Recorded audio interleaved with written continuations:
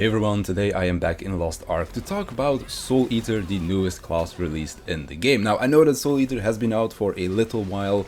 I made a video on her on the week that she released, kind of giving my first impressions on the class, which were very good, and I kind of wanted to just give it some time, get through that honeymoon period, put in some more time, playing the class itself, get her to endgame, kind of experience all the endgame content on her.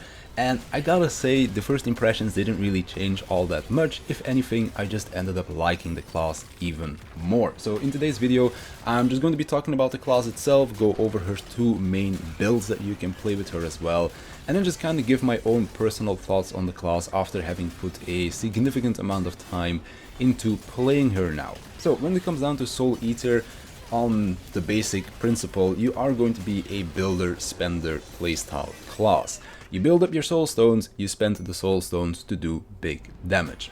When it comes down to the spec build, the full moon build, that is where you are doing this builder-spender playstyle the most. You need your soul stone to cast your big hitting skills, which are the pink skills, your Death Lord skills, but I'm just gonna refer to them as the pink skills. Every time you get one soul stone, you can cast one pink skill, so it's kind of playing an esoteric flurry striker, where every esoteric bubble translates to you being able to use one esoteric skill. You also still have a secondary identity gauge, which is your Death Lord gauge, or your Igniter Sorceress button, where if you press the button, whenever the gauge is full, you are going to be getting a full reset on all of your pink skills. You're also granted 3 enhanced soul stones, which will increase the damage of your pink skills even more, and then you just get to dump your 3 big skills within that burst window, and then you're done with your burst very quickly as well. It's also why the full moon Souleater is kind of referred to as the better Igniter Sorceress, because she's got on-demand burst, and the burst mode itself is very quick. She's got good weak point, she's got good stagger, and she can bring a counter. Also, she's got mobility, so she basically has everything that Igniter Sorceress wants to have, but they just kind of put it in a different class. There's no backloaded damage on the burst, you just press the button and you go, you're done in like 5 seconds. And outside of the burst itself, you are quite mobile, you've got everything else that you want. You can bring a counter, which again Igniter doesn't really want to do. Souleater can run a counter without really losing out on anything else, so full moon Souleater, pretty solid burst build. Builder spender playstyle outside of your burst. Whenever your burst is ready, you just press it whenever you want to, get a full reset on your cooldowns, and then just drop your 3 big nukes in a couple of seconds, and you're back to playing builder spender. When it comes down to the Knight's Edge build, the Crit Swift build, you are going to be interacting with your identity gauge a little bit differently. First of all, your pink skills no longer require any soul stones to be able to be used. However, whenever you're using your pink skills, you're just going to be dealing pretty decent damage with them if you don't have any soul stones, but if you have all 3 soul stones ready, you're going to be consuming all of them to deal bonus damage. And not only that, but you're also going to be generating bonus identity gauge, because this time around the secondary identity gauge can only be filled with your pink skills. 10% for a non-enhanced pink skill, 30% for an enhanced pink skill. So this is quite important when going towards your burst mode. Now, the burst mode itself isn't necessarily as much of a burst mode like it is with full moon, but it is more of a tempo change. When you're playing outside of your burst mode, you are again playing a builder spender playstyle. You use the gray and the green skills to build up your soul stones. Once you've got 3, you just use them on a big nuke pink skill.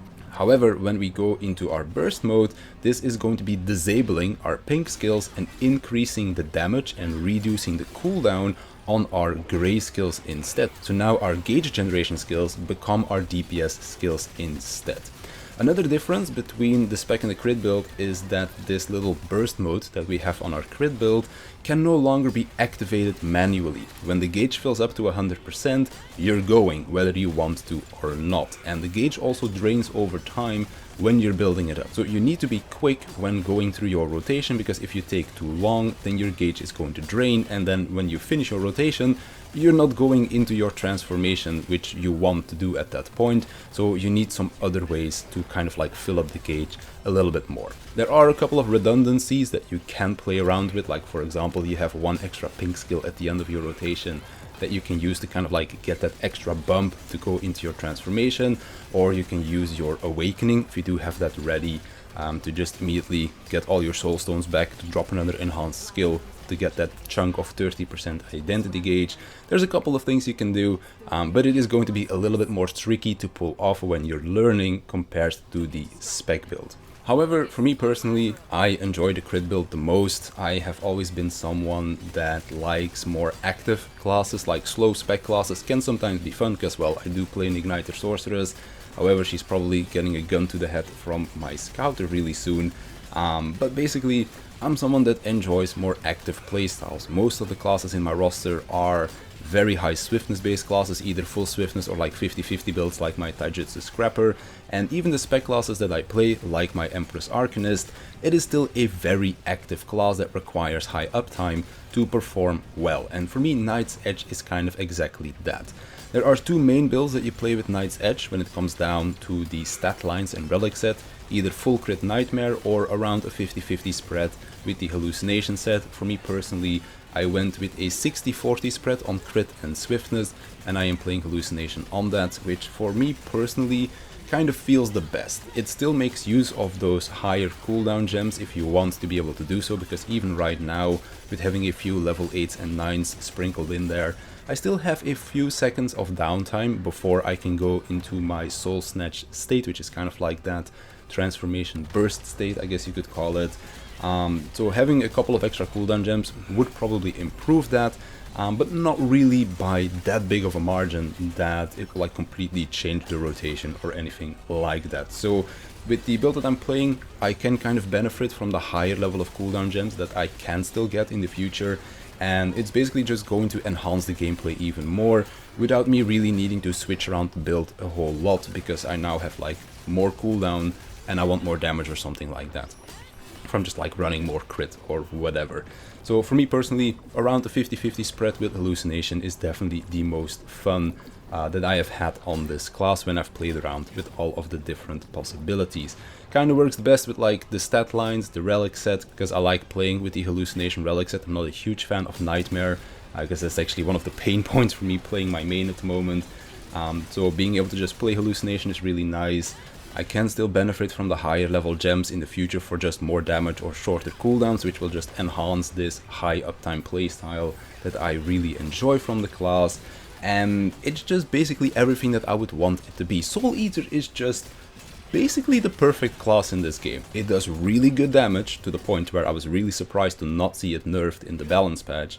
It's got good weak point, it's got good stagger, it's got a counter, which is also a pretty decent counter as well. It's not a wonky counter to use.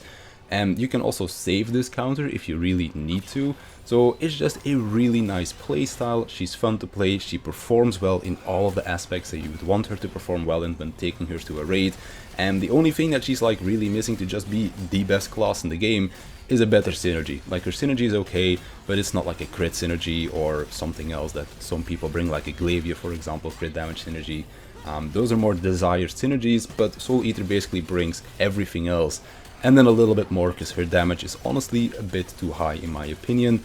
But I mean, as long as they're not nerfing her, I'm just going to be enjoying that aspect of her as well. But this goes for both of the builds. The full moon build, while it is not really my personal playstyle because it's a little bit too slow to my liking, it's still fairly active, it does really good damage as well, and it also brings all of these other things that I talked about, like weak point, stagger, counter, etc. So she definitely performs well in both of her builds. The DPS contribution of both builds is about the same as well.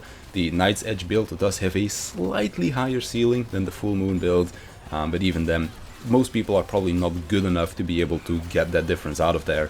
So honestly, just play whichever of the two builds that you like the most. Both of them perform really well, and they are just really fun to play as well, with me personally leaning more towards the Knight's Edge build. 50-50, it's just, it feels really good, it looks cool, it performs well. What else can you ask for, really? So for me, I've been loving Souleater. She's definitely going to be a mainstay in my roster. Already got her to 1600 over the last couple of weeks. I've been enjoying her in Voldes as well. Really fun class to play. And we'll just kind of see where the future takes us. So let me know in the comments whether or not you've picked up a Souleater as well, which of the two builds you decided to play, and how you are liking the class itself as well.